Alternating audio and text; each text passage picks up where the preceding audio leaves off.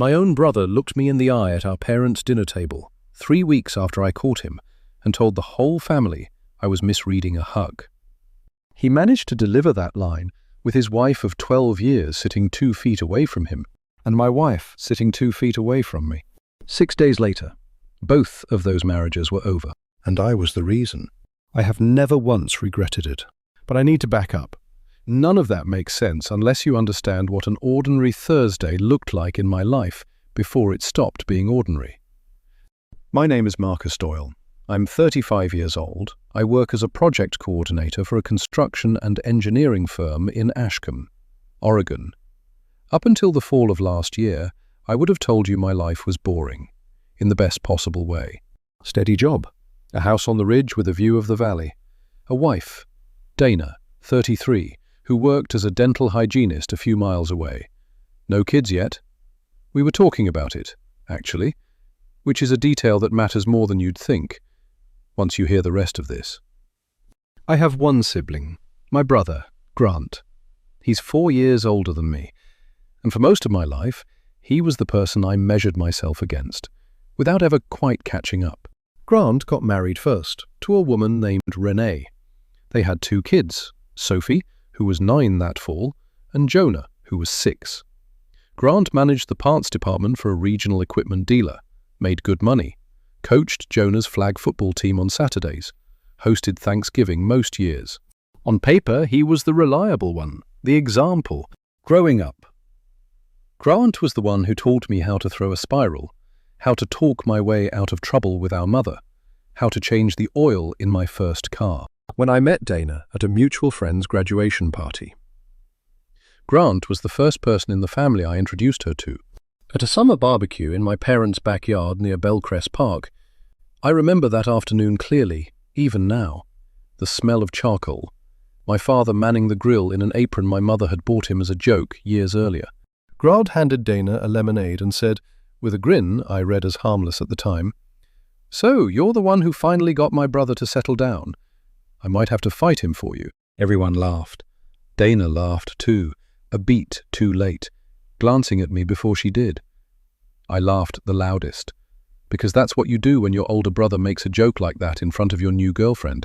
You laugh, and you move on, and you never once imagine it wasn't entirely a joke. I didn't know it yet, but the version of my brother I'd built in my head had been fake for a long time, longer than I could have guessed. Sitting in my truck that Thursday, here's the thing about that day. It started completely normal. Dana had texted me around 9 that morning, saying her stomach was off, that she'd called in sick to the dental office, that she was just going to rest. I offered to come home at lunch and check on her, bring her ginger ale and crackers from the store by my office. She told me not to bother, that she just needed to sleep it off. Don't bother. I think about those 2 words more than almost anything else from that day, because they were the first real lie. Even if I didn't clock them as one at the time, I went anyway. Not because I suspected anything, I want to be completely honest about that, but because that's just who I was in that marriage. I liked taking care of her. I liked being the guy who showed up with crackers. I clocked out for lunch a little after noon, told my supervisor I'd be back within the hour, and drove the 15 minutes home. Our house sits on a quiet street off Fenwick Avenue, close enough to the park that you can hear kids on the playground equipment on a nice day. I remember it was unseasonably warm for late September, the kind of day where the leaves hadn't started turning yet, even though the calendar said they should have. On the drive over, I called Dana once, just to tell her I was swinging by. It went straight to voicemail. I didn't think anything of it, figured she was asleep, phone on silent. Exactly what you'd want a sick person doing at noon on a weekday. I stopped at the little grocery store on the corner, picked up ginger ale, a sleeve of saltines, and on impulse the orange popsicles she liked when she was a kid, the ones her mother used to give her when she had a stomach bug. Small, dumb, caring gestures, the kind you don't think twice about until later, when you're forced to replay every one of them and ask yourself what you were actually walking into. I noticed Grant's truck before I noticed anything else. It was parked half a block down, not in front of the house, Park the way you park when you don't want a vehicle to be the first thing someone sees. I didn't think a thing of it. My brain didn't even go there. I thought maybe he was dropping something off. Maybe he'd stopped to check on Dana the same way I had, because that's the kind of built-in trust you have for family, before you have a reason not to. I let myself in the front door quietly. Out of habit more than anything. I didn't want to wake her if she was actually resting. The house was too still. Honestly. In a way, I felt in my chest before my brain caught up to it. Something is wrong here. That was the first real thought I had, standing in my own front hallway with a grocery bag in my hand. I heard a sound from upstairs, not a sound I can describe delicately, and not one I need to describe in detail either. I stood at the bottom of the stairs for maybe 3 full seconds, feeling the bag slip out of my fingers and hit the floor, cans rolling across the hardwood. I want you to sit with that image for a second, because I've had to sit with it for a lot longer than 3 seconds. My wife, my brother. In the bed my wife and I had bought together 2 Christmases before. I'm not going to walk you through what I saw in graphic detail. You don't need that, and honestly, I don't need to relive it out loud. What I'll tell you is this. There was no misunderstanding to explain away. No innocent version of events. My brother's face, when he looked up and saw me standing in the doorway, is something I will remember until the day I die. It wasn't shock. It was something closer to relief, like some exhausting secret had finally been allowed to end. Dana kept repeating my name over and over, like saying it enough times could rewind the last 90 seconds. Grant didn't say anything at first. He just sat there, half-dressed, staring at the carpet like it owed him an explanation. I didn't scream. I want to be honest about that too, because I think people expect this part of the story to be an explosion, and it wasn't. I felt strangely, terrifyingly calm. I picked my keys back up off the floor where I dropped them, along with the grocery bag, and one sentence came out flat and even. Get dressed, both of you. We're going to talk, and then you're going to decide how the rest of this plays out. I didn't know it yet, but that sentence, you're going to decide how the rest of this plays out, was the beginning of a plan I hadn't consciously made yet. Some part of my brain had already skipped past the shouting match version of this story and landed on something colder, something that would eventually involve every single person in my family, sitting at one table with nowhere to hide. Dana came downstairs first, wrapped in a robe, her face wrecked, mascara she hadn't been wearing an hour earlier, somehow smeared under her eyes from crying already. I realized, not from anything I'd done. Grant came down a few minutes after, moving slow, the way you move when you're trying to buy time you don't have. Marcus, he started, it's not what... Don't. The word came out sharper than I meant it to. Don't finish that sentence. Here's what I found out over the next 20 minutes, standing in my own kitchen, refusing to sit down, because some part of me knew that sitting down would make this feel too normal, too much like a conversation instead of an ending. This wasn't new. It wasn't a one-time mistake, a lapse, a moment of weakness, the kind of language people reach for when they want forgiveness cheap, Dana told me. Through tears, I genuinely couldn't tell were guilt or fear of getting caught, that it had been going on for 2 years. 2 years. Quiet, careful, built entirely on the fact that nobody would ever suspect Grant, reliable Grant, family man Grant, of doing something like this to his own brother. And then she told me something that changed the entire shape of the story in my head. Grant, she admitted, had been interested in her since before we were even married, since I first brought her around to meet the family 5 years earlier, at a barbecue at my parents' place. He'd made comments back then, small ones, deniable ones, the kind you can wave off as a brother being a little too familiar, and she'd brushed it off at the time, because she loved me, and it didn't seem worth mentioning. 5 years. My brother had been circling my marriage since before it existed. I stood in that kitchen and felt something shift, permanently, in my understanding of my own family. Every Thanksgiving, every birthday, every time Grant had clapped me on the back and called me a lucky man for landing Dana, all of it recontextualized itself in about 4 seconds. I didn't know it yet, But the hardest part of that day wasn't the betrayal itself.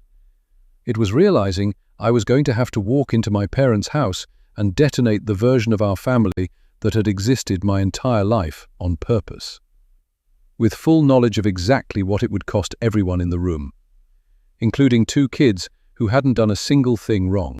I looked at both of them standing in my kitchen and let out the sentence that would set the next 3 weeks in motion. You're going to tell everyone. Mum, Dad, Renee, all of it. The truth, not some cleaned-up version, this weekend, at Sunday dinner, in front of the whole family. If you don't, I will, and you will not like the version I tell. Grant's face went pale, in a way I'd never seen on him before. Marcus, think about the kids. Think about what that does to Sophie and Jonah. I remember laughing. Not a happy laugh. The kind that comes out when something is so unbelievable, it physically has to leave your body somehow. You should have thought about your kids 2 years ago, every single time you got in that bed. I walked out of my own house that afternoon, got back in my truck, and drove back to work like nothing had happened, because I genuinely did not know what else to do with my body for the next 4 hours. I sat through a client meeting about drainage specifications for a warehouse project, and I have no memory of a single word that was said. My supervisor, a good-natured guy named Walt Griffin, who'd worked with my father years ago on a supply contract, caught me afterward in the hallway, asked if I was feeling all right, that I looked like I'd seen a ghost. Rough morning was all I managed. I'll be fine. You sure? You can head out early if you need to. I nodded and waved him off. Mostly because I didn't trust myself to explain any further without the whole thing spilling out in the middle of an office hallway. My hands didn't stop shaking until almost 6 that evening, sitting alone in my truck in the parking lot, long after everyone else had gone home. Before I left the house that afternoon, there was one more moment I haven't mentioned. Standing in the driveway next to my truck, keys already in my hand, I almost called Renee. My thumb actually hovered over her name in my phone for a few seconds. Some instinct told me she deserved to know immediately. Not in 3 days, not at a staged dinner. Right then. While it was still raw enough that nobody could sand the edges off it. But another part of me, the part that was already thinking in terms of consequences and leverage instead of just pain, wanted every single person in that family to hear it at the same time. In the same room, with no chance for Grant and Dana to get their story straight beforehand. I put the phone back in my pocket. I've wondered since whether that was the right call. Renee later told me it wouldn't have mattered either way. By the time that Sunday came, she said she'd already stopped being surprised by very much when it came to her marriage. I didn't know it yet, but that Sunday dinner was going to be the loudest 90 minutes of my entire life. And somebody in that room already had her own plan quietly forming. One I wouldn't find out about until much later. The 3 days between that Thursday and Sunday dinner were some of the strangest of my life. I moved my things into the guest room that same night. I couldn't be in that bedroom, not for 1 more hour, let alone sleep in it. Dana tried to talk to me twice. The first time was Friday evening. She knocked on the guest room door and stood in the hallway, arms crossed over herself like she was cold. Can we please just talk? Not about Sunday, just us. What actually happens to us? There isn't an us to talk about anymore. There's what you and Grant did, and there's what happens once everyone else knows about it. That's it. The second time was Saturday morning, over coffee she made and I didn't ask for. She told me she never meant to fall in love with him. That phrase exactly, fall in love. Like this had been some accident of the heart, instead of 2 years of scheduled, deliberate choices. I remember setting my mug down harder than I meant to. You don't fall into someone's bed for 2 years, I told her. You choose it. Every single time you chose it. Don't call it falling. She didn't have a response to that. Both times. I told her the same thing. Save whatever she needed to say for Sunday, in front of everyone, or don't bother saving it at all. I called my father, Harold, 66 years old, retired after 30 years running his own small hardware supply business, and told him I needed the whole family together this weekend. I didn't tell him why. I just told him it was important, that Grant and Dana both needed to be there, and that Renee needed to be there too. My mother, Jean, 64, picked up on something in my voice immediately. Mothers always do. Asked if everything was okay. I told her it would be, eventually. That was the most honest thing I could offer her at the time. I want to tell you a little more about how this actually started, because the shape of it matters. 5 years ago, when I first brought Dana around to meet my family, we were still dating, nothing serious enough yet to call it anything official. Grant made a joke that weekend, the kind of joke you laugh off in the moment because calling it out would make you look insecure. Something about how I'd gotten lucky and how he might have to fight me for her. Everyone laughed. I laughed. Dana laughed a little uncomfortably, and I remember noticing that discomfort and not asking about it. Because why would I? He was my brother. Brothers say dumb things. That planted seed sat there for 3 years, while Dana and I dated, got engaged, got married, and then 2 years ago, according to what Dana eventually admitted, it started small. Grant had helped her move some furniture while I was away for a work training out of state. A conversation that went a little too long. A comment that should have ended the conversation, but didn't. From there, it built slowly, deliberately, in the spaces where I wasn't looking. My out-of-town work trips, the Saturday mornings Grant told his own wife he was running errands. Dana told me, in that same kitchen conversation, that the first time anything physical happened was at our own house. On a weekend, I was in Danville for a training certification. She told herself, apparently, that it was a one-time lapse, something she'd carry quietly and never repeat. It didn't stay that way. Once something like that starts, I've come to understand, the lie doesn't stay contained to one afternoon. It needs constant, ongoing maintenance. Fake plans, real alibis for imaginary errands. Text messages deleted the moment they were read. 2 years of that, running underneath every holiday, every birthday, every ordinary weeknight dinner, where I sat across the table from my own brother with absolutely no idea what I was actually looking at. I asked her once, that same day, why she never stopped it, why 2 years went by instead of 2 days. She didn't have a real answer. The closest thing she offered was that it felt easier to keep going than to face what stopping would mean, which I've realized since is probably the most honest sentence she managed that whole afternoon, even if it wasn't the answer I wanted. Renee had no idea. I want to be completely clear about that, because some people hearing a story like this assume everyone else in the family must have suspected something. She didn't. She trusted her husband of 12 years the same way I trusted my wife of 4. That trust is exactly what Grant and Dana spent 2 years quietly exploiting. Sunday came. My parents' house sits on a quiet street near Belcrest Park. The same house Grant and I grew up in, with the same dining table we'd eaten Sunday dinners at our whole lives. My mother had made a roast and green beans, completely unaware of what she was actually hosting. Renee arrived with the kids, and I made sure this was the one thing I insisted on ahead of time, that Sophie and Jonah went straight into the back room to watch a movie once dinner was finished. Whatever was about to happen at that table, those 2 kids did not need to witness it. We ate. It was, without question, the most unbearable meal of my life. My mother asked Dana if she was feeling better, from whatever bug she'd had earlier in the week. Dana managed a quiet yes, staring at her plate. My father made small talk about a football score. Grant barely touched his food. Sophie, 9 years old and blissfully unaware of what was coming, chattered about a school project on state history, and I remember forcing myself to actually listen and respond to her, because she deserved at least one adult at that table giving her a normal conversation before everything around her changed. Jonah, 6, was more interested in his mashed potatoes than anything being said, which, in hindsight, felt like a small mercy. When my mother finally announced it was time for dessert, I caught her eye and gave the smallest shake of my head. She understood immediately, and instead offered the kids a movie in the back room first. "So it doesn't get cold while we finish talking," her voice admirably steady, given what she still didn't yet know was coming.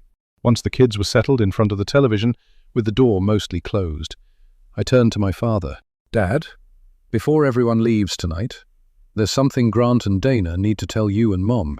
The room went quiet in a way that felt physical, like the air pressure had changed. Grant tried the misreading a hug line first. "I want you to understand how insulting that was. Given what I'd walked in on 3 days earlier, given the 2 years Dana had already confessed to me in detail."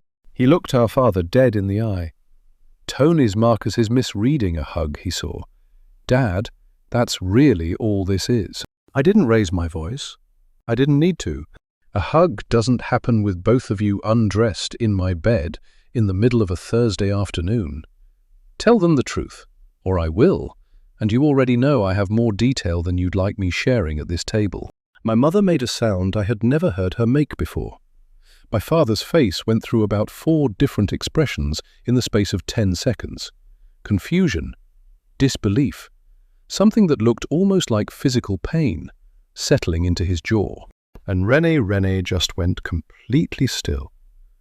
Not crying, not yelling, still, in a way that scared me more than any amount of shouting would have. My father turned to Grant, his voice shaking in a way I genuinely never heard from him before. "You're my son. He's your brother. How long did you think you could keep something like this hidden in a family this size?" Grant stared at the tablecloth instead of at any of us. It wasn't supposed to go on this long, it kept not ending. "That's not an answer." My father's voice was low, hard. "That's an excuse, dressed up as one." My mother reached over and gripped my hand under the table so hard it left a mark. She kept looking back and forth between Grant and Dana, like she was waiting for one of them to say something that would make it make sense, some detail that would soften it. Neither of them ever did, because there wasn't one. "How long?" René's voice was flat, controlled, aimed directly at Grant. Grant didn't answer. Dana did, quietly, finally telling the truth out loud with the whole family in the room. 2 years. Started with a work trip. She was sorry. It had gotten out of hand. She never meant for anyone to get hurt. The kind of sentence that means nothing once the hurt has already happened. My father stood up from the table so fast his chair nearly tipped over. I have never, in 35 years, seen him that angry. He didn't yell either, not really. He just looked at Grant, his voice barely recognizable. "Get out of my house." René didn't scream at Grant. She didn't throw anything, didn't demand an apology in front of everyone the way I half expected. She stood up, walked to the back room, told Sophie and Jonah it was time to go, and left without another word to any of us. I found out much later that her silence wasn't shock. It was the beginning of something she'd already started building before that dinner even happened, though none of us knew it yet. I didn't know it yet. But René had noticed something was off with Grant nearly 4 months earlier. Unexplained charges on a shared credit card, evenings he couldn't account for, and had quietly started meeting with a divorce attorney of her own, on her own schedule, saying nothing to anyone. She hadn't known who the other woman was. She just knew something in her marriage had gone wrong. And she decided she wasn't going to be the last person in the room to find out the truth. That night, after René and the kids left, and after my father told Grant and Dana both to leave his house, I sat at that dining table with my mother, while she cried in a way I'd never seen her cry before. Not loud, just steady. The kind of crying that comes from somewhere very old. My father sat across from us, silent, staring at nothing. I don't understand how he could do that to his own brother. My mother's voice barely held together. I didn't have an answer for her. I still don't. Honestly. Not one that makes any real sense. Some people just decide the people closest to them are the safest ones to hurt, because they assume the relationship itself will absorb the damage. Grant was wrong about that. So was Dana. I drove home that night to a house I no longer wanted to live in. The following Monday morning, before I'd even had coffee, I called a family law attorney named Colin Marsh, whose office was a few blocks from my job downtown. I sat in his office 2 days later, laid out the whole situation. No kids, a modest shared house, 4 years of marriage. He told me plainly that this was about as uncomplicated a divorce as his office ever handled, from a legal standpoint. The paperwork is simple, he told me. The rest of it usually isn't. Give yourself time for the rest of it. He was right. The paperwork took a matter of weeks. The rest of it took a lot longer than that. I didn't know it yet, but the next several weeks were going to bring far more consequences than I'd bargained for. Not for me, for Grant and Dana. Starting with a conversation my father had already begun having with his own estate attorney, before that Sunday dinner had even finished clearing off the table. Here's something I didn't know about my father until all of this happened. He is a far more careful man than either of his sons ever gave him credit for. My parents had spent the better part of a decade slowly transferring pieces of the family hardware business, which they'd sold outright years earlier, but reinvested the proceeds into rental properties around the valley, into a family trust, intended to pass to Grant and me equally when they were gone. It was never a secret. Grant and I both knew it existed. What we didn't know, because my father had never needed to explain the fine print to us, was that the trust included a standard morality and conduct clause his own estate attorney had insisted on years earlier. The kind of language most families never think twice about, until a situation like this one forces the issue. Any beneficiary found to have caused in the trustee's judgment serious and deliberate harm to the family unit could be removed as a beneficiary by the surviving trustees. My father is the surviving trustee. My mother is the other. 3 weeks after that Sunday dinner, my father sat Grant down, alone, without me in the room, because he wanted to be fair about it and told him he was invoking that clause. Grant would receive nothing from the trust.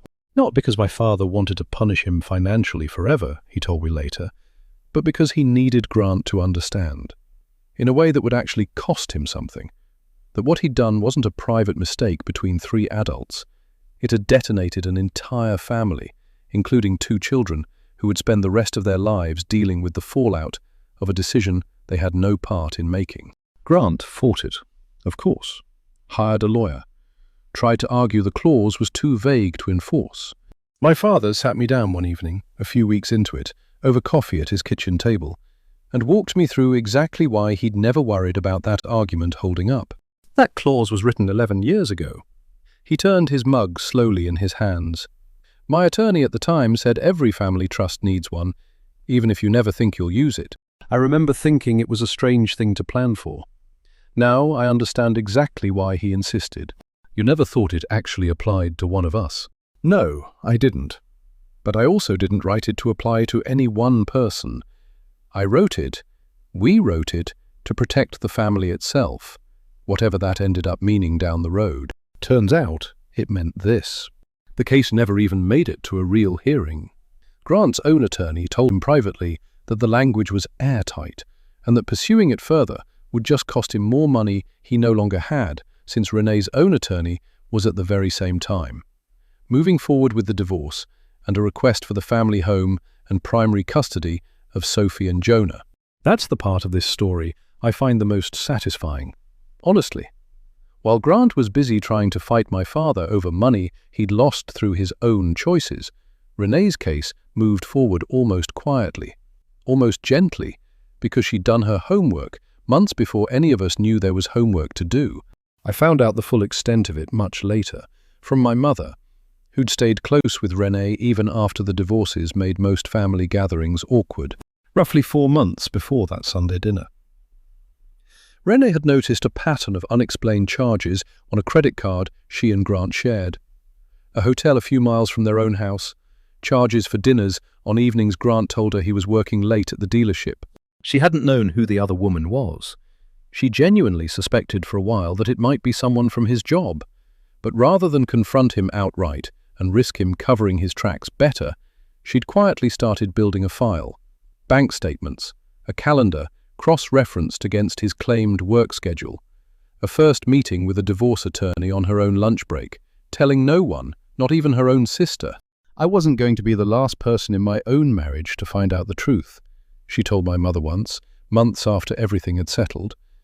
I'd already decided that whatever it turned out to be, I wasn't walking into it blind.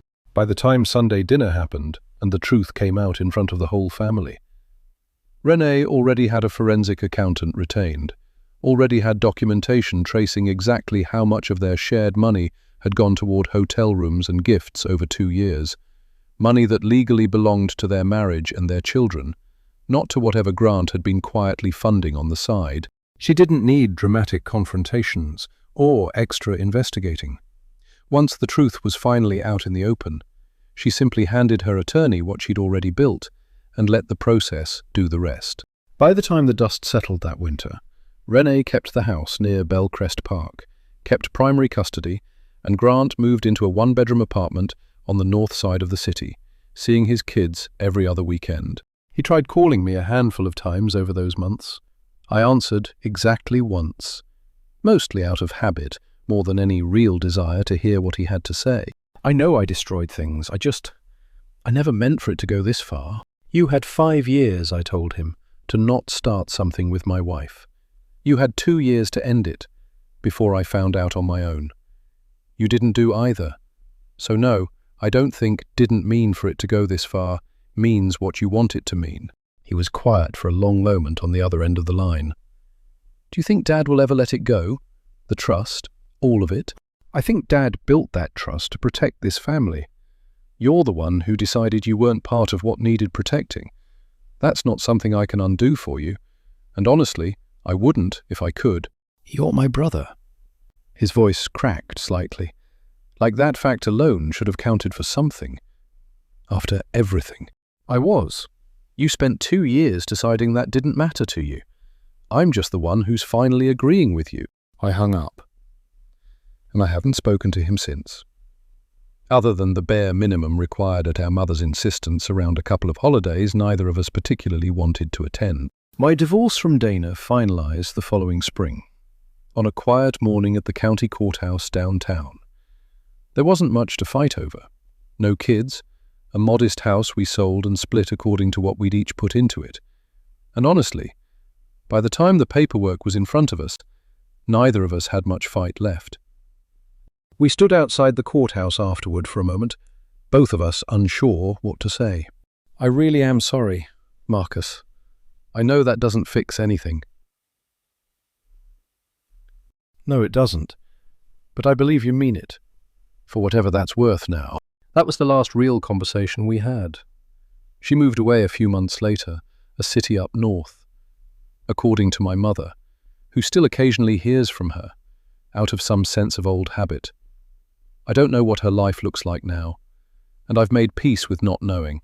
I want to tell you about the last part of this story, because I think it's the part that actually matters most. For the first couple of months after that Thursday, I didn't do much besides work and sit in my friend's spare bedroom, staring at the ceiling. Jesse Coyle had been my closest friend since high school, and he never once made me feel like a burden for crashing on his couch for 2 weeks, while I figured out whether I could stand living in my own house again. He didn't offer advice most nights, he just made sure there was food in the fridge and didn't ask questions I wasn't ready to answer. About 8 months after that Thursday afternoon, Jesse talked me into coming to a barbecue at his place, mostly, I think, because he was tired of watching me turn down every invitation he sent my way. That's where I met Paige Sullivan.